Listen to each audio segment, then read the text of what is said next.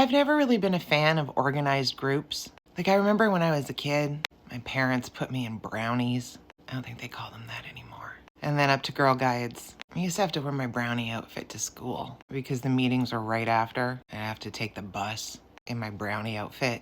And then there was Girl Guides. And you had to wear this little belt with your coin pouch and bring pennies, I'm presuming to pay. I'm convinced it was just a way for my parents to get a couple hours free time because they also weren't into organized groups. And then there was things like Girl Guide Camp. I fucking hated Girl Guide Camp. I'm not a camper. My parents weren't campers. I don't know what the hell they were thinking. I do remember one time when they sent me to Girl Guide Camp. Nuh-uh. They had a garage sale and sold my bike. Anyway, moving on from childhood trauma. I don't ever really hear about Girl Guides and stuff. I don't see the kids in my neighborhood dressed up in their Girl Guide outfits. But apparently it's still a thing. I looked on their website and it says creating a better world by girls. I don't remember girl power when I was there. They have a vision, a mission, the promises that we used to have to say, to woo. Is that still a thing? Their values include respect and learning and adaptability. They even issued an apology for use of their programming in residential schools. I didn't know that was a thing. Not up to me to accept the apology. I'll just leave it there. But why am I talking about Girl Guides? Aside from the fact that their mint cookies are delicious. Because when I was scrolling on the gram, this came across my feed.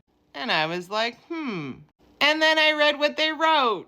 Girl Guides of Canada welcomes all girls, cisgendered, transgendered, as well as non-binary people. Good for you, Girl Guides of Canada.